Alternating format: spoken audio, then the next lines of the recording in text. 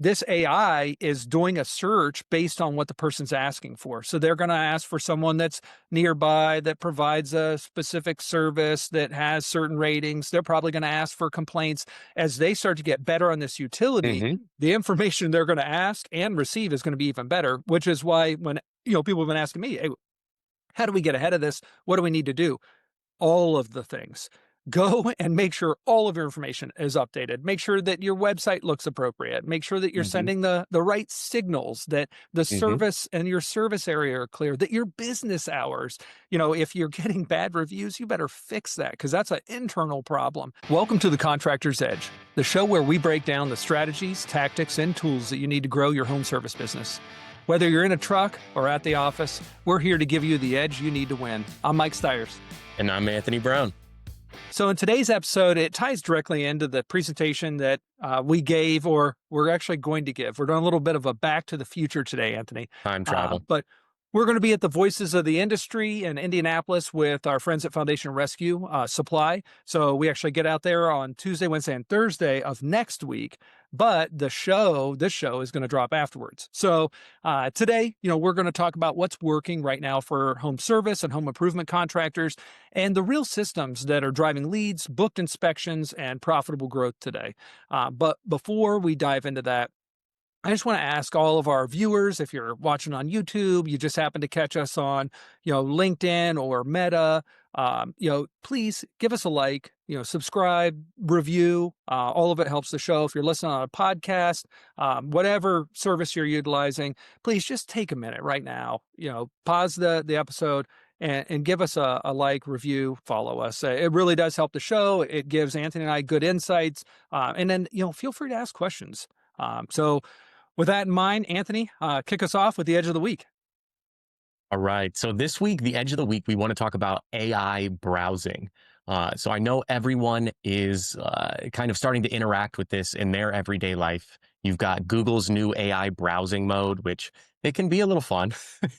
And the search generative experience, they're both live and many users are being ushered into utilizing this tool rather than your standard search. So it's going to create these different signals and experiences that you need to make sure that your digital presence is optimized to take advantage of. So homeowners are going to research contractors inside of the AI summaries instead of clicking through to multiple websites. When they ask the AI, who are the best contractors in my remote area, it's no longer, this itemized list that they can just click with those short descriptions based on your website.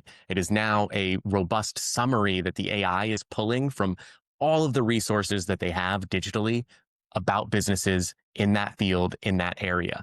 So instead of these one or two word searches, homeowners are having full conversations with AI in their journey.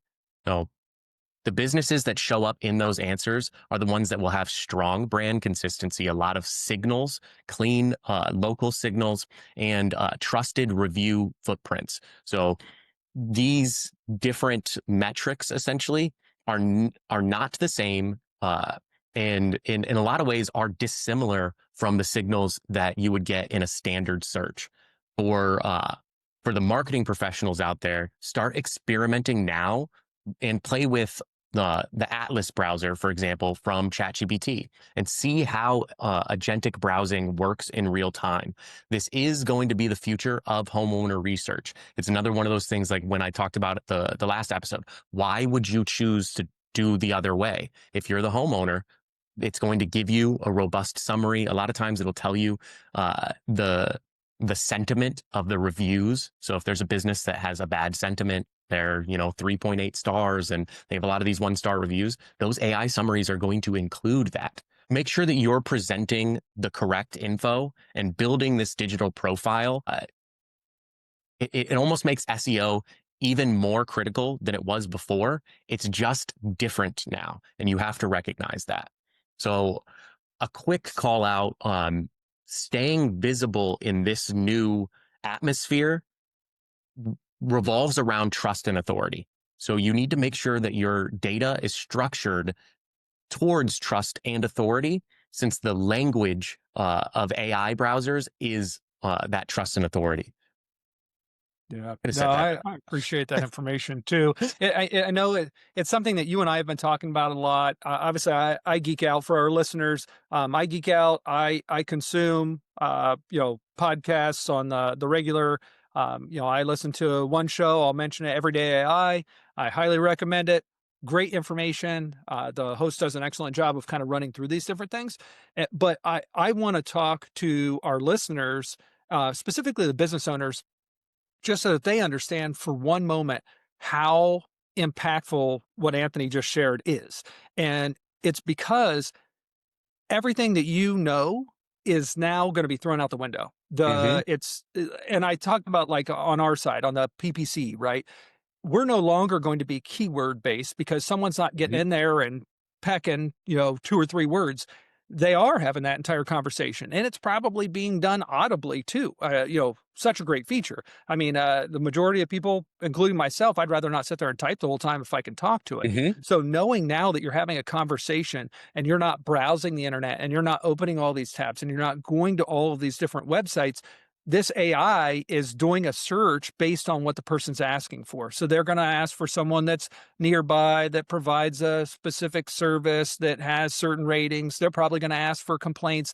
As they start to get better on this utility, Mm-hmm. the information they're going to ask and receive is going to be even better, which is why when people have been asking me, hey, how do we get ahead of this? What do we need to do? All of the things. Go and make sure all of your information is updated. Make sure that your website looks appropriate. Make sure that you're Mm-hmm. sending the right signals, that the Mm-hmm. service and your service area are clear, that your business hours, if you're getting bad reviews, you better fix that, because that's an internal problem. I mean, there's just so many things. And, I'll wrap up my little bit here with the agentic browsers. So agentic means that it's literally an agent that's performing a task on your behalf. The Mm-hmm. browser is like your Google Chrome and your Edge and all these different browsers that are available.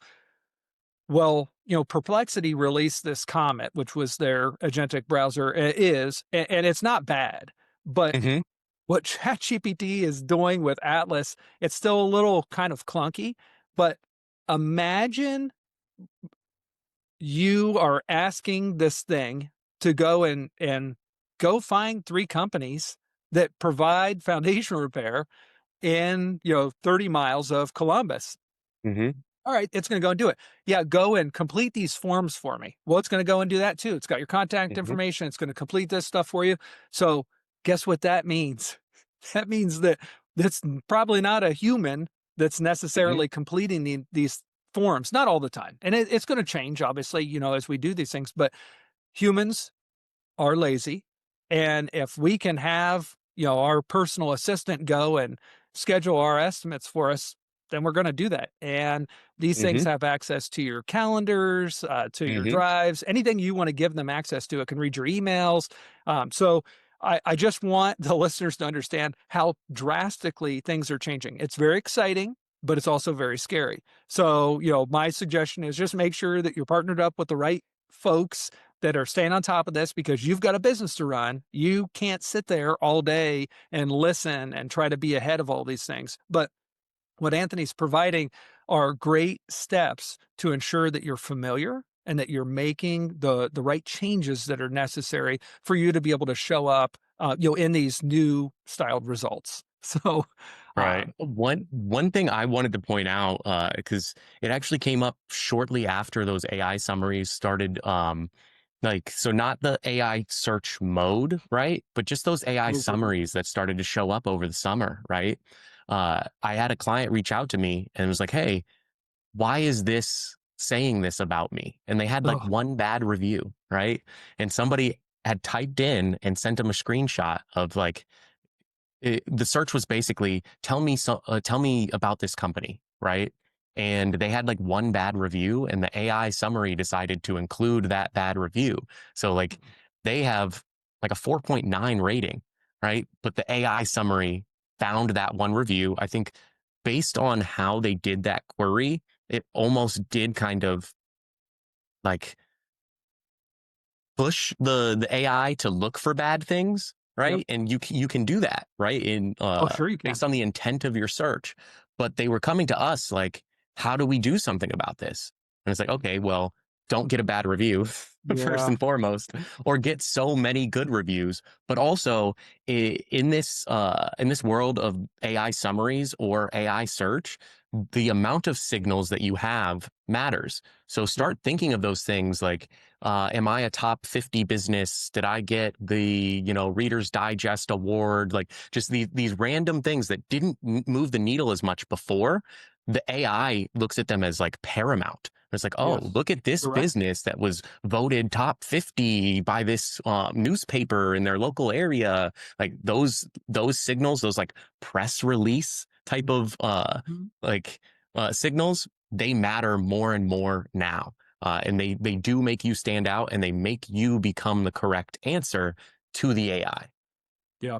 It's funny because you're taking a piece out of the playbook we've been talking about for 2026, which is, ensuring that you've got that PR placement. It brought PR back to relevancy. Hmm. It is going to be exciting and interesting. So, uh, Absolutely. all right. Well, to the main segment, we really want to talk about what's working right now in home service marketing. And with this, I want to just give you just a perspective of the approach that we're taking with this.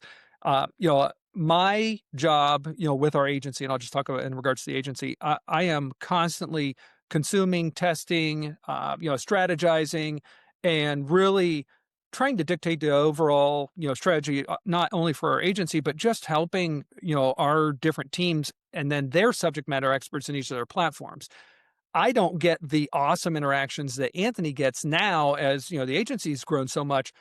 I don't get to have, as many client meetings as I used to, but Anthony's in there and he's in the trenches. So for this segment, as we walk through this, I just wanted our listeners to understand, I'm going to kind of talk about some different things from a topical aspect. And then Anthony's going to be able to give us these granular, examples and different things that he's seeing in accounts or that the teams are sharing. So pretty cool. It'll be kind of fun and insightful, as we're learning and we're getting feedback, on the shows that we're putting out and the topics and the conversations that we're having.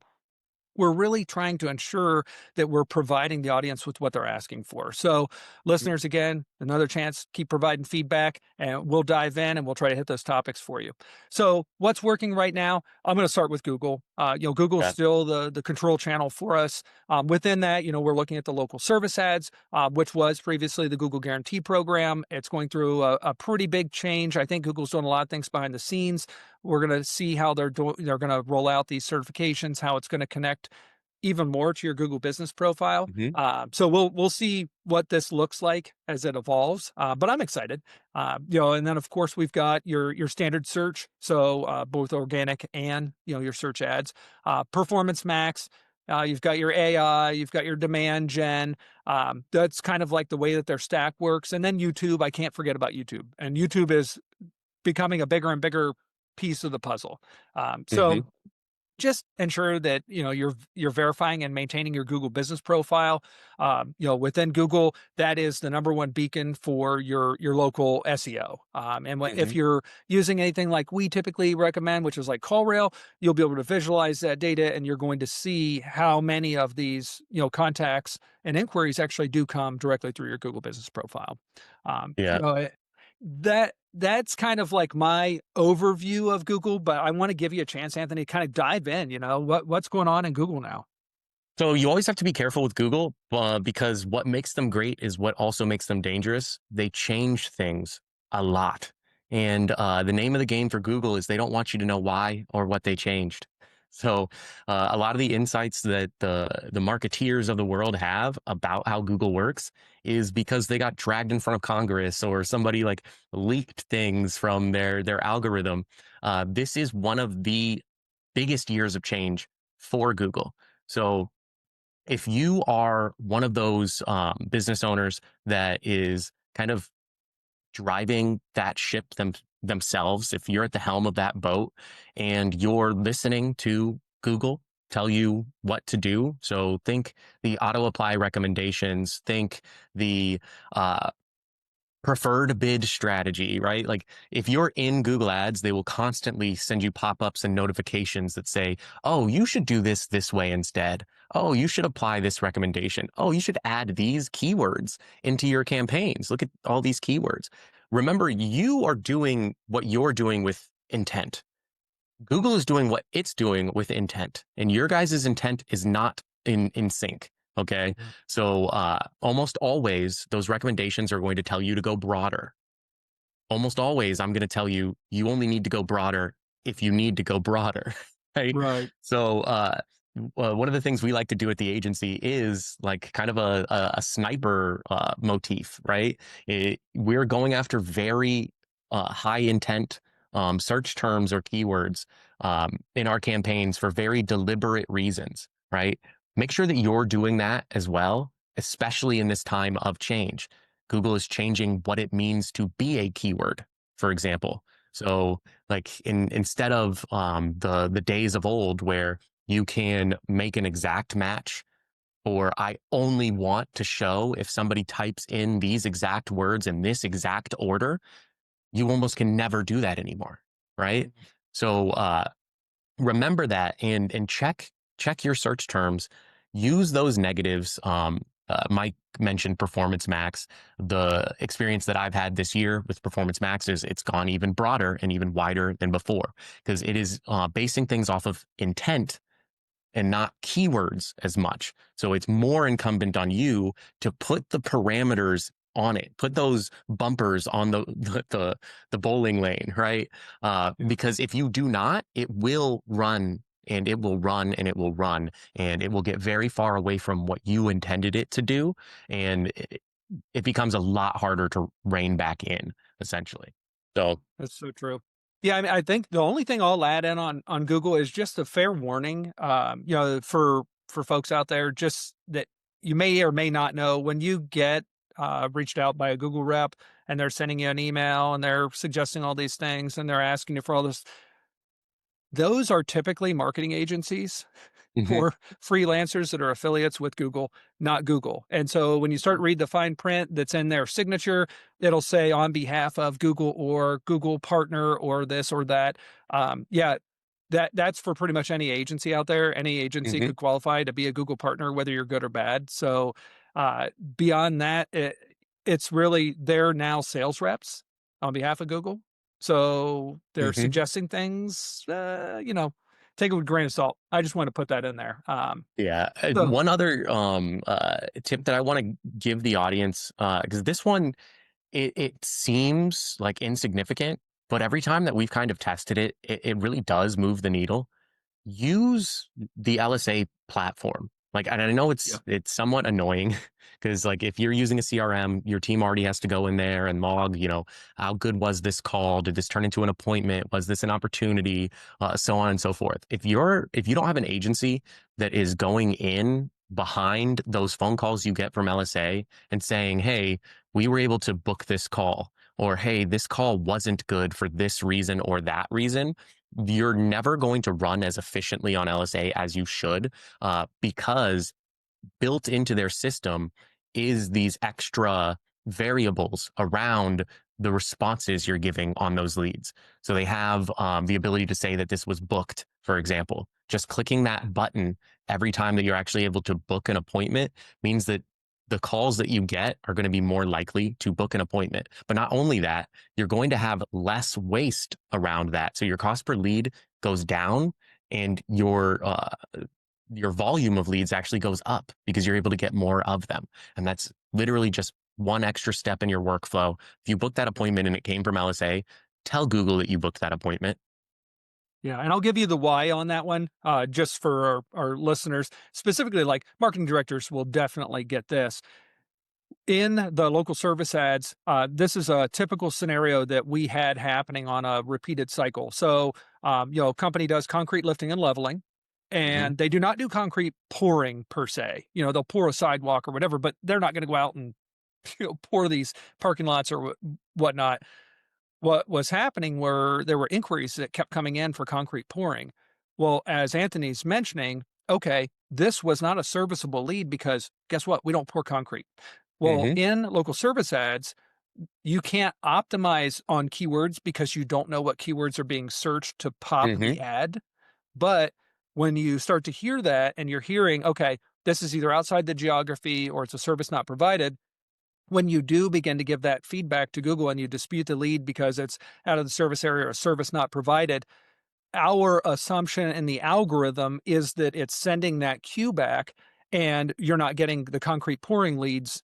Slowly but surely, you see that kind of die off, and then it's more of a concrete lifting and leveling because you are marking a unlevel sidewalk inquiry to something Hmm. that's serviceable and a booked appointment. So that is something that we have seen with great success. So that's just something, as Anthony's mentioning, you have to listen to these phone calls and you have to give these cues to Google because that is the only way to optimize the LSAs. Otherwise, you're probably opted in for brand and you're getting either a ton of branded searches or you're getting stuff that's totally irrelevant to you.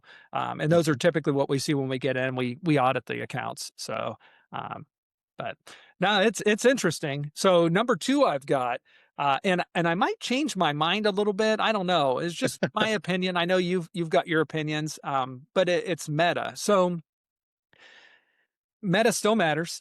And when you're talking about the way that you reach them, it is probably the cheapest way to reach your target audience. And there's a Hmm. lot of ways to target them, and obviously your messaging matters so much. So when we're looking at Facebook and Instagram, those are really the best places to show proof of your work and Yes. increase your awareness. So I think about the branding aspect, and one of the big things that we're talking about for 2025 into 2026 is understanding that as these platforms are changing so rapidly, you better diversify.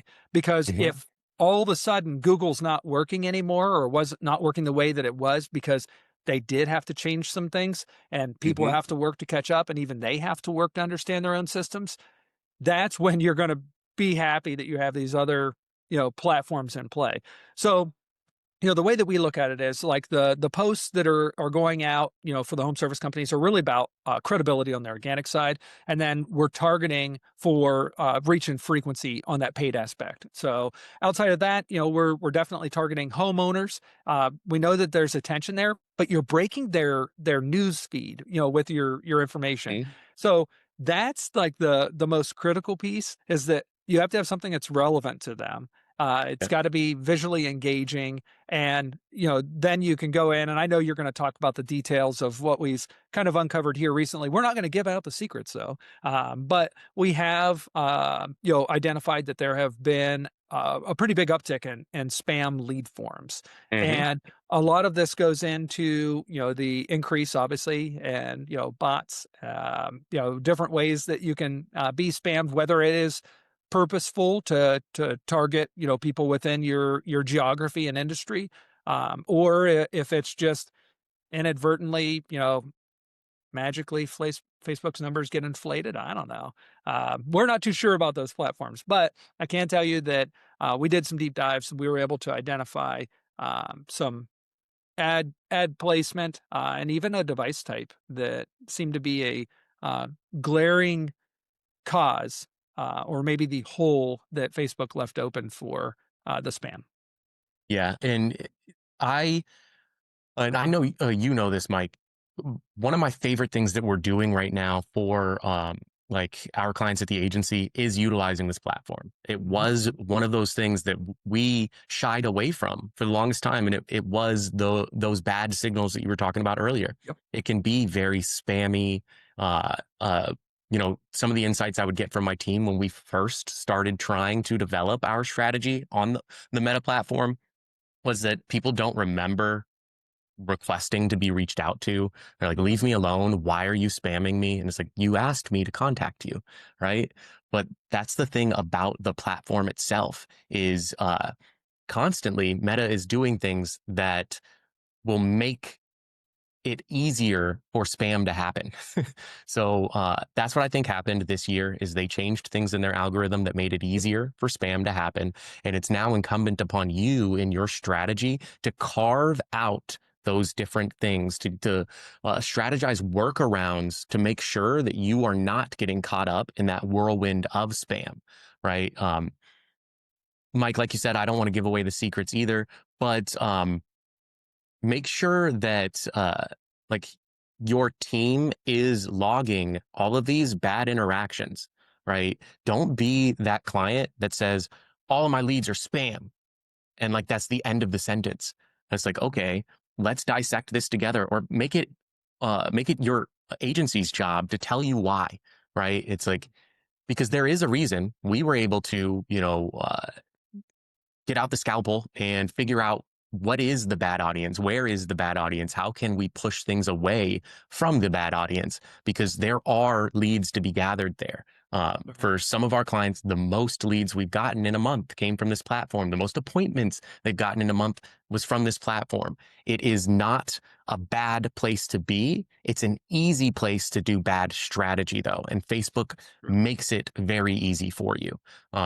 One thing I can give away, since I think we talked about it on the podcast, is Facebook 2 years ago changed part of their algorithm to make leads come from outside of your service area. They used to have a button. You could just press the button and it says, I don't want to show to anybody unless they live in this area. Facebook goes, I don't want that anymore. So if somebody's traveling, and we get these calls all the time, and I have to remind everybody like every 2 months, it's like, I cannot stop somebody from showing up at your airport, seeing your ad, engaging with it, and wanting to ask you for an estimate. There's nothing I can do on the platform to prevent that, because there is no difference between somebody who lives there and somebody who is just there, right? So just look out for these pitfalls and these landmines that are in Meta. You can strategize around them. There's so many tools. You can break down audiences. You can add exclusions. There's so many things that you can do, but you have to first identify why it's happening. So don't just say, I'm getting spam leads. Call for an analysis. Yep. Great point. Yep.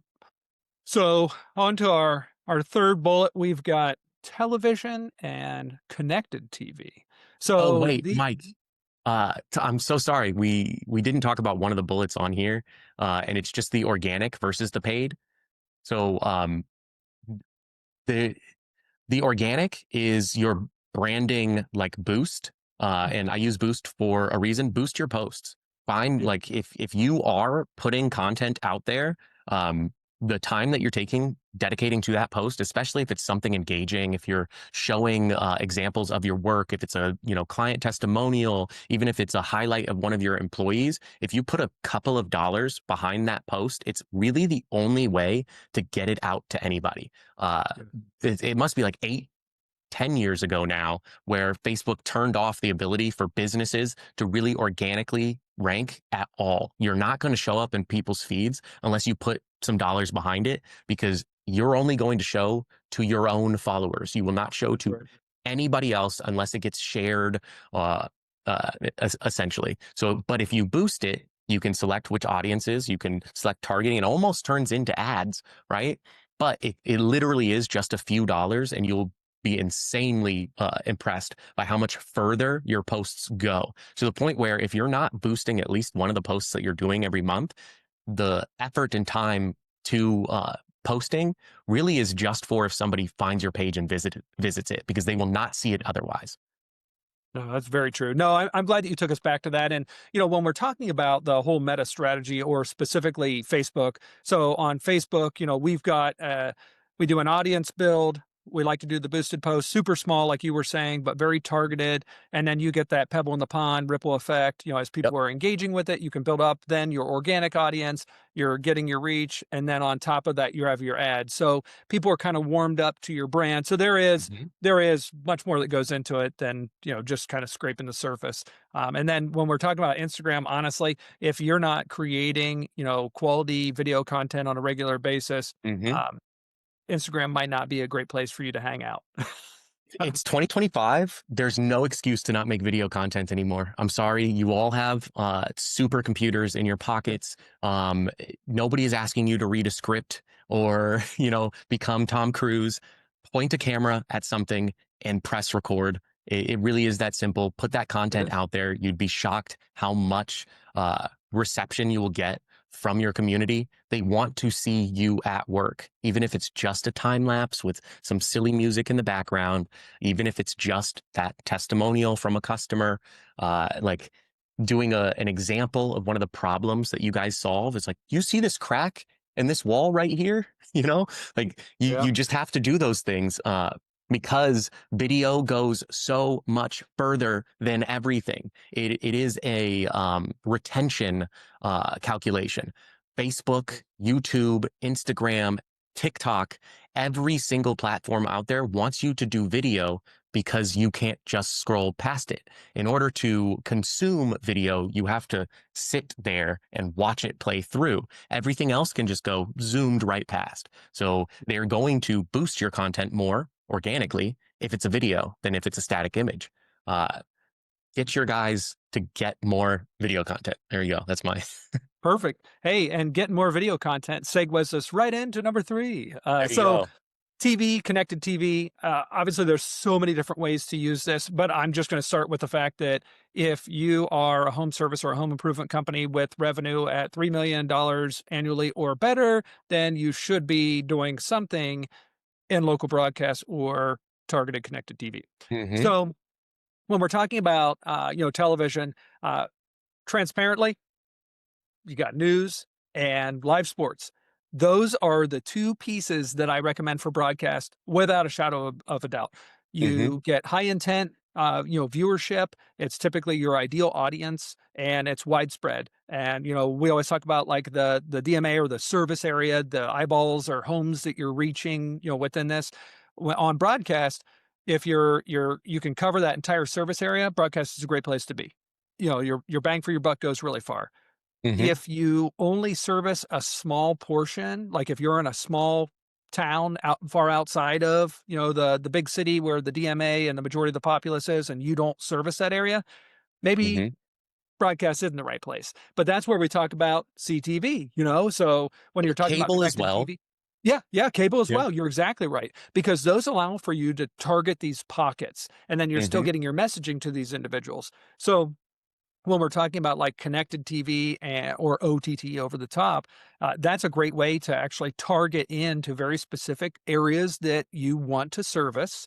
And you can put qualifiers inside of those. If you're working with the right partner, you may be able to niche this out so that, hey, we only want homes that are, 20 years old or older and, a $300,000 minimum home value. And maybe you can look at some other ancillary things that this individual's been searching for that gives you an indication that they're interested in your service.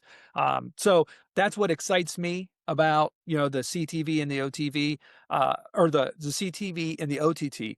And then my last little piece, and then this is Anthony's wheelhouse, is that as soon as you go on TV, your brand lift is absolutely incredible. And that's why we always say the easiest way to see that lift is once you're on for, let's say 90 days consistently, your Google business profile traffic is going to naturally rise.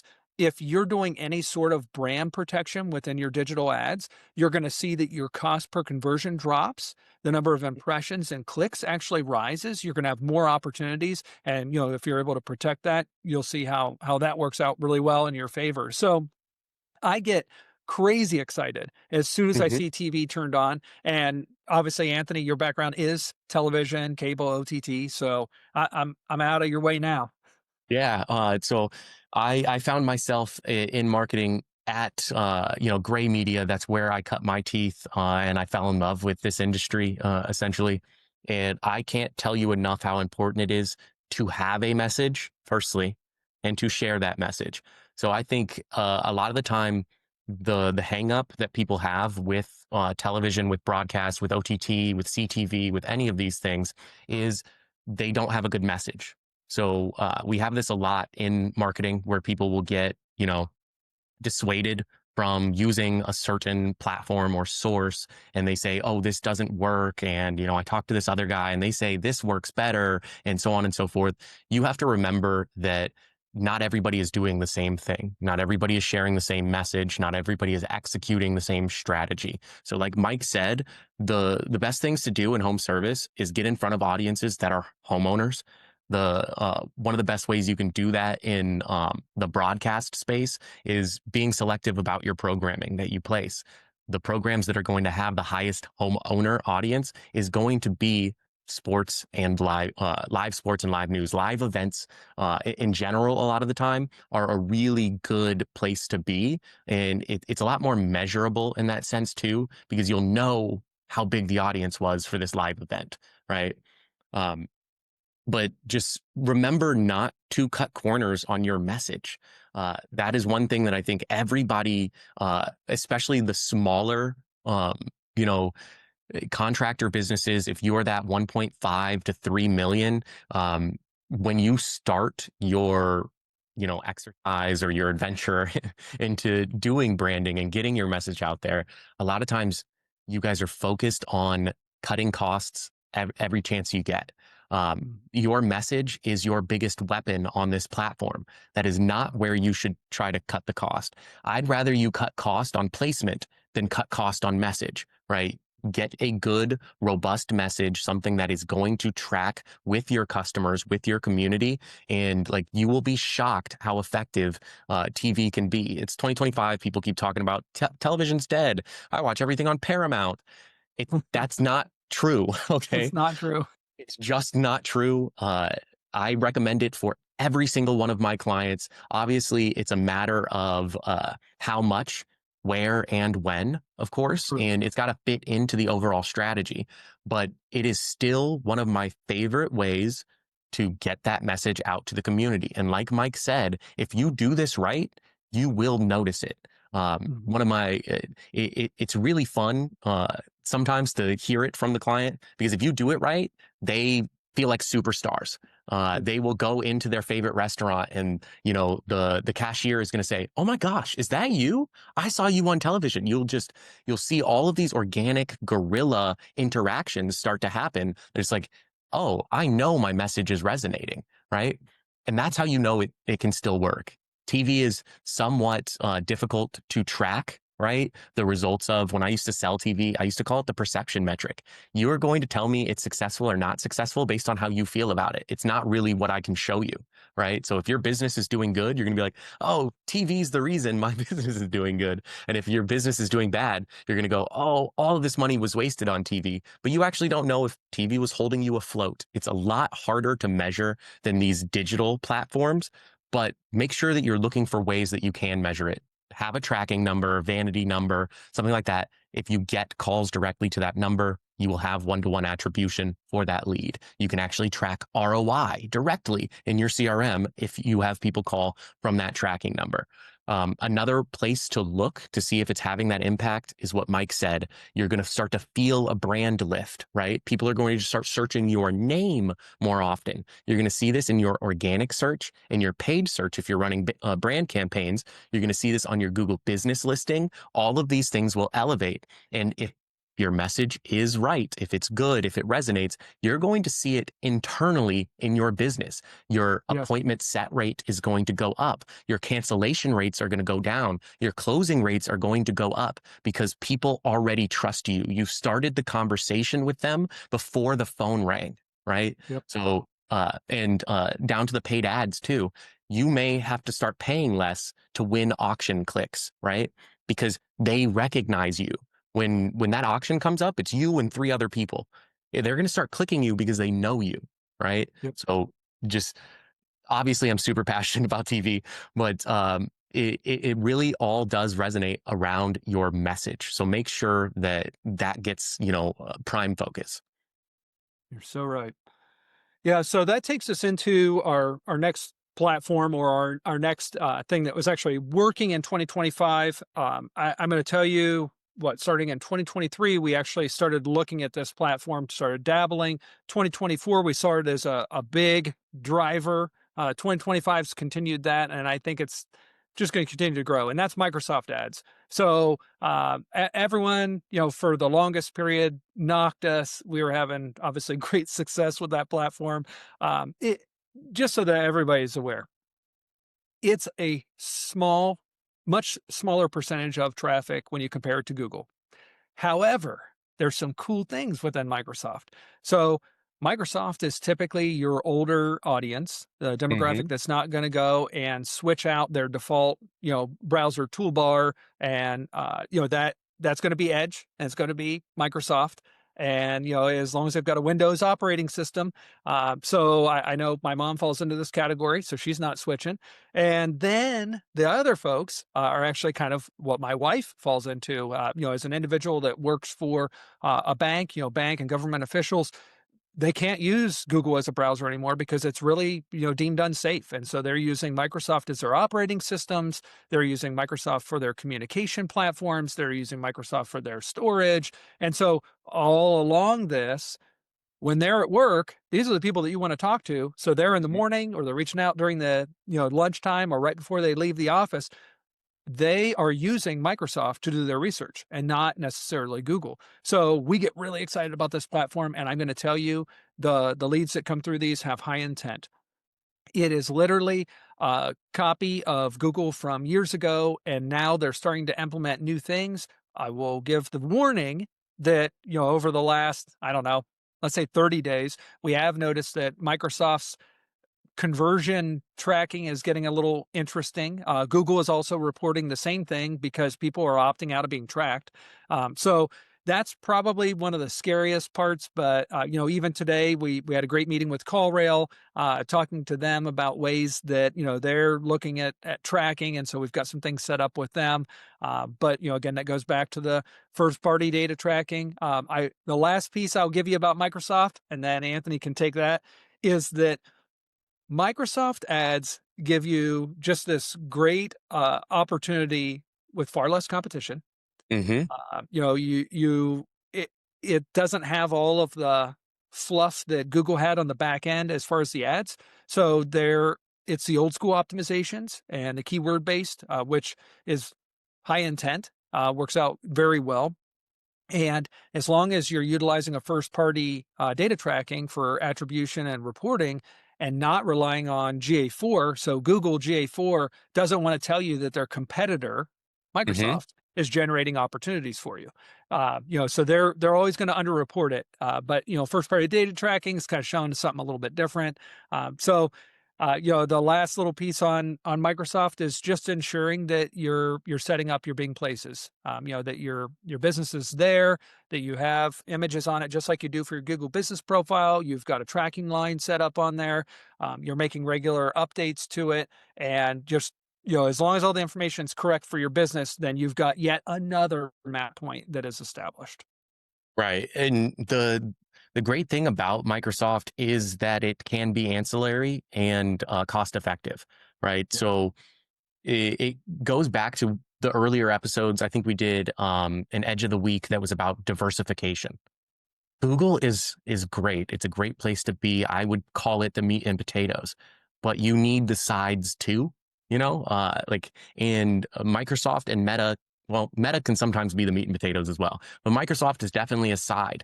There's not as much search to be gathered there, but there's not as much competition either. In some markets that we work with our other clients, it feels like there's nobody else there. It feels like we're yelling to an audience of our own, right? And then the cost per leads start to show that as well. There's like two accounts that I manage that get a lot of traffic coming from Microsoft, and I don't think it's because Microsoft has a lot of search to offer. I think it's that they get way more market share of that search, locally. So if you've got 10 huge competitors and they're all duking it out on Google Ads all day, it's a reprieve to be able to look at Microsoft and go, I can throw a couple $1,000s over there and not have to get punched in the face in order to get the lead, right? So it helps on that diversification, especially knowing how much change is happening on Google. If you're going through one of those transition periods where you need to modify your strategy on Google because things have gotten a little bit too expensive, the auctions are getting shaken up, and you don't know exactly where you need to land on your modifications, that's a good time to offload some of that spend onto Microsoft, for example. And just want to reemphasize what Mike was saying. That Bing placement listing, so it's Bing Places. It's just like a Google Business listing. You should be posting on your Google Business listing and your Microsoft listing. And there's There's like one more Apple that's, Maps. yeah, Apple Maps. Yep. So you should be updating all of those and showing activity on them, because there are some people who just search from their map, right? Like it might sound strange to you, but there's going to be a share of people that go plumber near me, not in a Google search, but from their Google Maps. So like when you do those updates, when you have that activity, it's going to make you get more prominent placement. They call it local SEO. I feel like the terminology around SEO changes like every 6 months because the algorithm changes so much. But yeah, GOAO. Oh, yeah. GEO, yeah. So but it is real, and it's all about behavior patterns. Some people just use maps as if it's a search like platform. So make sure that you're there, you're present, and you're presenting yourself well. Show some good pictures. Show your team. Actually, here's a tip. Stop showing your work on your Google business listings and your business profile listings. Send them to your website for that stuff. Nobody is clicking through those pictures on your listing to try and see your work. What they want to see is your faces. They want to see your team. They want to see that you're professional, that you're legitimate. They don't need to see the before picture of the trashed basement. Like, I can't tell you enough that like some people don't even realize this. That's like your profile picture. You have this Yeah. dingy crawl space as your profile picture for your business. It's like, stop doing that. Yeah, it can be pretty wild. Yeah. So in these next few portions, I want to touch on different actions or like mindsets that aren't actual platforms, but it's where we've seen success. So, you're always looking for ways to improve your business, and you're listening to this or you're watching this right now. So that means that you're putting an effort in. So you want to improve your business. These are some top ways to improve your business and make changes immediately. So the first one is first party data tracking. I know we probably sound like broken records. If you've listened to any of our shows, we talk about first party data tracking, attribution almost continuously. In fact, we did the episode specifically on the Hmm. attribution tracking and not eliminating sources, where you're actually Hmm. impressing someone with your brand, and then they ultimately see another ad somewhere else and then convert finally to get back to you. So this is where, with first party data, you've got to have it implemented. Obviously, we lean into CallRail quite a bit. There are other platforms out there. It just happens to be the tool that we find to be the best. We work very well with the team there. They're always, there to answer our questions or our clients' questions. Outside of that, you just have to ensure that, and, CallRail helps with this too, but there's ways that you can actually take real conversions and even revenue if you have your CRM plugged in there and send that back to the platforms to optimize. So, I mean, that, it's one thing like with all your spammy, performance max and fakes conversions and everything else, you're sending that data back and you're optimizing for that. It's even better if you take it another step and Hmm. push your revenue back in and then send that back over to Google Ads on a conversion so that it knows without a shadow of a doubt, I want more of these. This turned into $25,000 for this company. I need more of these. So, that's where first party data is going to give you that information. Then you can provide that information back to the ads platforms to optimize. So that's my pitch on first party tracking. Yeah. We can't emphasize enough like how powerful first party data is. One thing I want to emphasize about first party data is the customer journey. Stop caring so much about a first or a last or a middle or what you need, the whole thing, right? And first party data gives you the ability to see that. If you do not have first party data, you're almost never going to get the full customer journey. You're just going to see first or last based on what attribution model that you're using. So there's actually a lot of third party options out there that are finally starting to come around to this. Make sure that you are focused on that.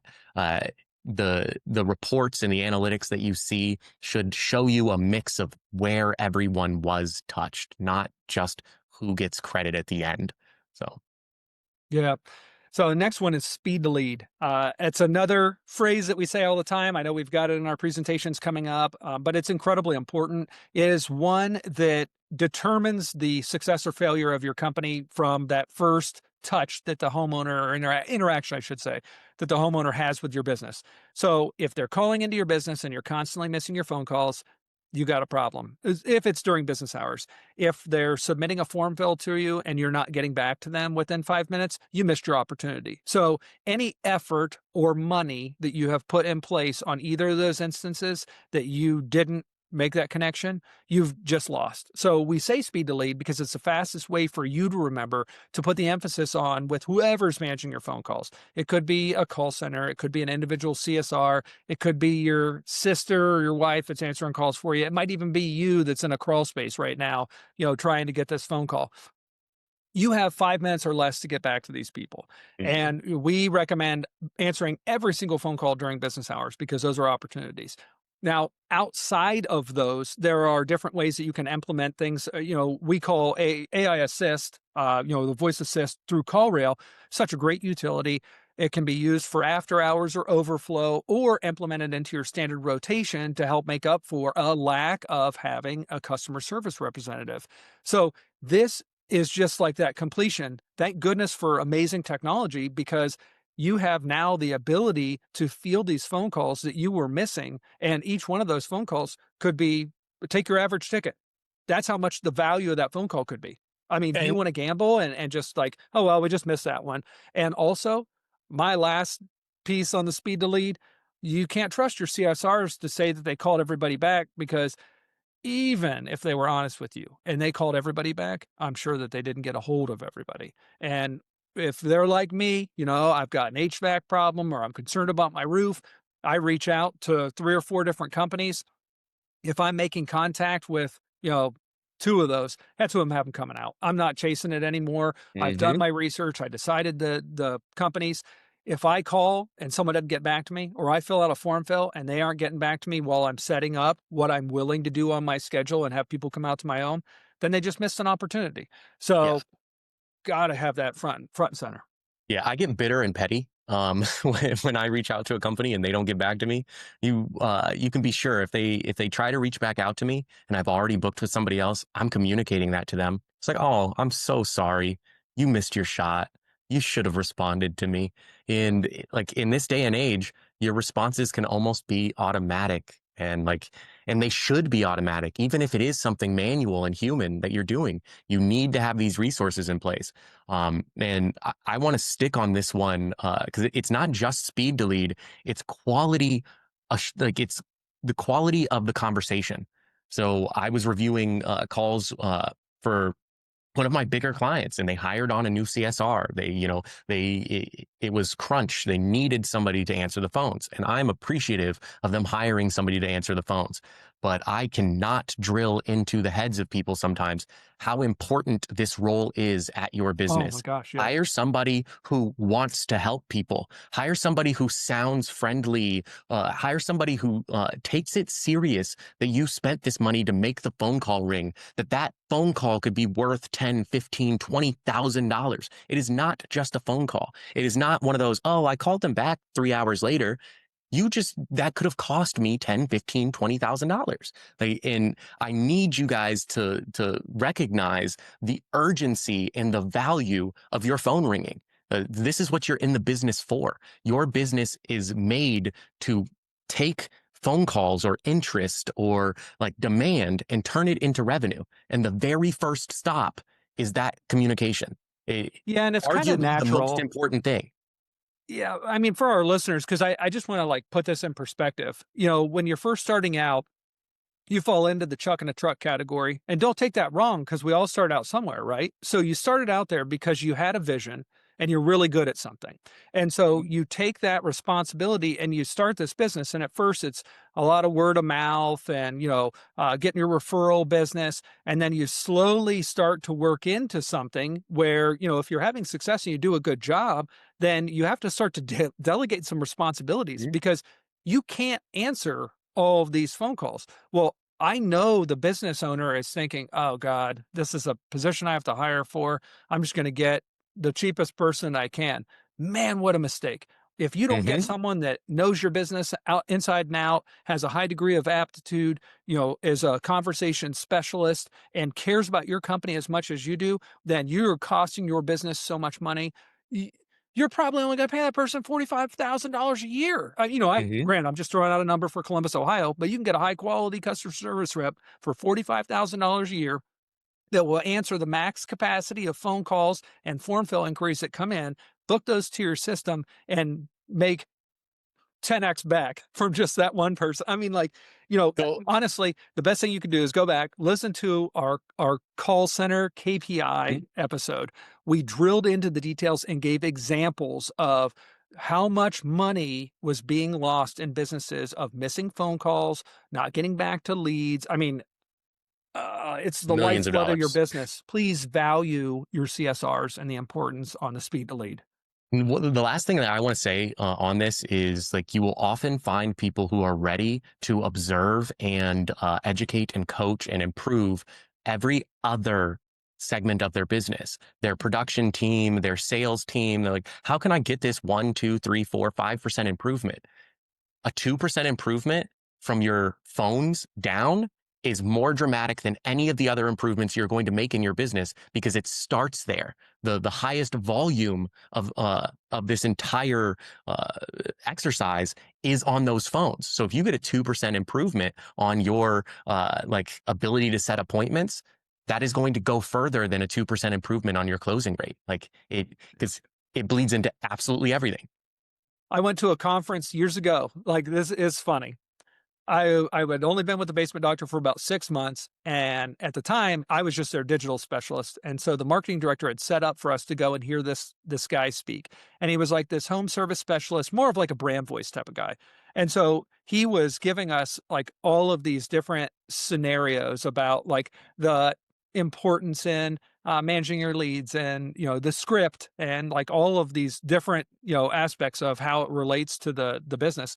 And then he turned to us and he was like, "Oh yeah, well you better make sure that you've got somebody that's actually answering your phone calls, because you've got to think of it like the gold miners." And I loved it when he said this, because I was like, "Holy crap." So these guys are out and they're tearing up the earth, right? You're putting in all this effort, tear up the earth to get this gold. You put through all of the labor intensive, get the gold coming down through your sluice box, and your sluice box is either set up wrong, so the gold's just washing right back out, or even worse, the gold like was getting stuck and built up, and they weren't cleaning it in time. So again, then more gold is lost. And he was like, this is kind of like what happens, and it can be a bottleneck in a call center. And that just got us thinking, because when you start to value each of these opportunities and you see how much, here's this gold coming in and we're not answering, we're not catching it, right? It's going right through. Think about what just washed out and went to your competitor. Because even worse is that now that competitor is growing and you're missing out on those opportunities. That is such It a was good analogy. crazy. That's such a good analogy. I love that I know, it one. was crazy. I was like, that's good. So we're going to start talking about like diversifying your mix, if you will. And this is really why Anthony and I want to talk about the total top platforms and then some different efforts that you can do. More than anything right now, because everything's changing, focus first and foremost on your brand. Make sure that your messaging is there. Make sure that you're attractive to people that are seeing you. Make sure that you're memorable. Make sure they feel a certain way when they see you, because that is what your brand is. Now, the next part of that is diversifying where you're putting your message out. And that could be organically on Facebook, or maybe you're a business that does a really great job with like small commercial jobs, and you found that LinkedIn is a great place to do it. You know, diversify across multiple platforms and understand, like, we're just giving you the hot items, the Google and the Meta and the TV and the OTT. There's so much more. There's email, there's snail Mm-hmm. mail, there's billboards, there's door knocking, canvassing, yard signs. There's so much that goes into this, but that's why you have to diversify.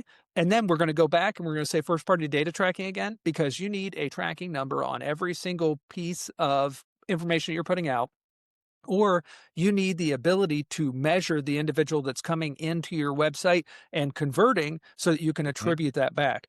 that is where it kind of, we call it connecting the dots. So it kind of connects the dots, but that diversification helps you just in case like these platforms change something, whether they did it on purpose or whether they did it on accident. I mean, we just saw Amazon Web Services just went down. And when AWS went down, man, oh man, they took a whole bunch of different companies with them. And it took them a while to get back up. And I think one of the biggest ones that went down was Salesforce for a bit, Yeah. which is crazy to think. Hmm. But their reliance was primary on AWS without a secondary. I'm sure they've rethought that now. Yeah. I think I said it earlier too. Diversification is about protection as well. Like Google can change something. Say you're spending $30,000 a month on Google, and Google changes something, and all of a sudden your $30,000 aren't going anywhere, and you have to try and like urgently move dollars now, and you're not prepared. Like you don't have something that's optimized and set up properly. Like you can put yourself in a really bad situation. So make sure that you have all of these channels, that you have a good mix and a lot of different places to get your message out. And like Mike said, make sure you're measuring. We're not just trying to tell you to, try every restaurant in the town.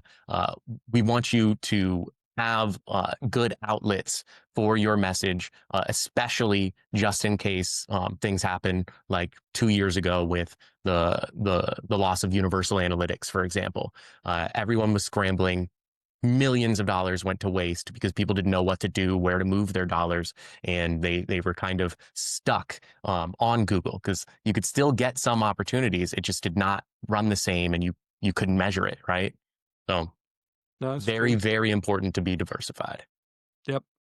And then my final note, and this one is like really important, but it's almost like pulling teeth sometimes. In our business agency world, we work with home service clients that typically have one of three style owners. The first is one that they just always love marketing and sales, right? So marketing and sales. Then you've got your second type, which is like the administrative. So, maybe they have like a financial background, or they're very, detail oriented, KPI driven. And then the third, which can kind of struggle with this at times, is one that came from the production side. So Mhm. they were the ones that did, that hammered the nails and dug the trenches and drove the trucks and did all. So that was their passion and skill set. So with each of those three, I just want to point out they're very different. And I Mhm. understand there's going to be a degree of resistance, but you might have someone within your operation that would take this responsibility. So with this responsibility, it's KPI scoreboard. So Yeah. develop a KPI scoreboard that you can look at on a weekly basis. And that needs to look at like your marketing percentage, your return on ad spend for budget control. What's your cost per lead look like? Your cost per sale. What's that number? Then the individual KPIs, which are set rate, run rate, close rate, and make sure that those are aligned. And then just really kind of looking back, and we created an interactive KPI calculator on our website. So if you go to greenbombstiers.com, you'll see the link for the KPI calculator. But what this KPI scorecard allows you to do is just get a general pulse of the business, and Mhm. you can start to identify things. And we'll go back to Anthony's scenario because it's fantastic, which is you got your red light, your yellow light, and your green light. And Mhm. if you acknowledge each of these KPIs in, okay, these are our ideal zone, so that's Mhm. green, or this is getting into kind of concerning, so it's now yellow, or this is really a problem, this is red. We created scorecards within EOS or Traction that allowed for us to, at a glance, be able to identify, is it a marketing problem? Is it Mhm. a lead management issue? Is it a sales problem? Or is it an installation issue? And so if you're tracking all of these and you've got people that are accountable in each of the departments, that they're responsible for, and they're acknowledging it and putting this information into the scorecard, holy moly, you're going to have the best visibility into what's going Mhm. on in your business. So KPI scorecard. Now, obviously, on a weekly basis, it's kind of hard to make decisions. That's why Yeah. we do a monthly cadence. The big decisions get made on a quarterly basis. But you will develop a cadence and start to get a better understanding if you are measuring these. And by doing that, you're also making each of these different departments accountable for those numbers. So I want to roll into the pro tip of the week, Mike, because it actually rolls very nicely off of that last comment you were talking about with the KPI calculator. Um, I want you guys to go look at that KPI calculator, but also check out the new blog that we posted recently from the agency. It is for the 2026 planning. We're, kind of reiterating ourselves, but, repetition is the name of advertising and marketing. And I really want this to stick with you guys. Plan ahead, plan intelligently, and create a formalized strategy with signals for a pass or fail, right? Like factor that in. What is it going to look like to succeed? What is it going to look like to fail? And what are your actions if you do either of those two things? Go back to the last episode, episode 11, and listen to that if you haven't already, and formulate your plan. Go look at the blog. It's going to help you recognize what the steps are to formulate a good plan and strategy from there. And when you do this exercise, the greatest part about it is 2027, because now you're going to see what was effective in your strategy. You're going to see what worked and what didn't. You're going to have observed those things because you planned to do it ahead of time. One of the hardest things to do for me when developing a strategy is starting with a client in the middle of the year or something, right? Because now guess what? It's a year and a half until I have real data. Like I can't measure against anything because I don't have a baseline yet. So it's November now. You have the opportunity to make 2026 100% clean data. Track all the things that are going to be important to you. Go to the blog and recognize what is going to be important to you, and formulate that strategy and run into 2026, with some fervor. I want you guys to review your metrics now for 2025 before the end of the year. Because if you don't, you're already going to be behind, like when it comes to executing your strategy for 2026. And like, I know it's crunch time. I know a lot of people want to run away on holiday if it's the slower season for your particular trade, for example. But what I really like are the business owners that use this like downtime, because it's not really downtime. I know you guys are still operating, to focus on the things inside of the business, right? So start with your cost per lead, your set rate, your run rate, your close rate. I don't know how many times, Mike, we're going to say these words. We need to have like a button that we can just press. But these are, I can't emphasize enough, these are the most important things to your business. These are the building blocks of what is going to see you to the success that you're after, right? And then challenge yourself, improve just one of those metrics before the year end for a compounding lift next year. We talk about that 2% principle, and I'm going to repeat it again. The best 2% improvement you can do is at the top of that funnel. Improve your speed to lead, improve your call center, improve your lead retention, because it will downstream have the most effect on your business, period. And then understand that it's the smarter companies that are tightening these numbers before the calendar flips to the next year. So avoid putting yourself in a pitfall for January, February, or first quarter. How many times have you started the first quarter slow and you had to make up for that the next year? Devise your plan for your first quarter actions, set what your targets are going to be and how you expect to reach them, and then analyze along the way and, take stock, like do an assessment after the fact of why it worked or why it didn't. Yeah. No, I love that pro tip. And, it's so true. If you can measure these KPIs, set up these systems, implement these into your business, start planning ahead of time, put a roadmap in place, you will be executing at a far improved level over what you're doing right now. And if you are already, managing these and running these scorecards, look for ways to fine tune them. And, any way that you can continue to move forward and improve, you're just going to improve your business. You're going to become more effective. Maybe you can be faster in your response time to a lead, or get out to a home faster, or lower your cost per lead and still ensure the quality is present. Install in a faster measure to make sure that you're recouping and, getting more reviews. It's just, there's so much that you can do to your business if you are putting that time in to actually measure it. So thanks for that pro tip. All right, listeners. We appreciate you tuning in and listening to this episode of Contractor's Edge. If you found it helpful in any way, we ask that you please just take 30 seconds out, rate or follow the show. If you're watching on YouTube, listening on Spotify, Apple, any of the podcast networks, we appreciate it. Thank you. It does mean a lot to us. If you're ready to clean up your tracking, connect your data, install a simple KPI scoreboard that your team can actually run, feel free to schedule a free discovery call with one of the business growth strategists at our team at Greenbaum Stiers. We're here to help. Obviously, as a Contractor's Edge, we're putting as much information out to our listeners as possible. We are here. We are actively answering questions. We've had a number of people connect with Anthony and I on LinkedIn. We appreciate that. We did launch a placeholder for our website. It is yourcontractorsedge.com.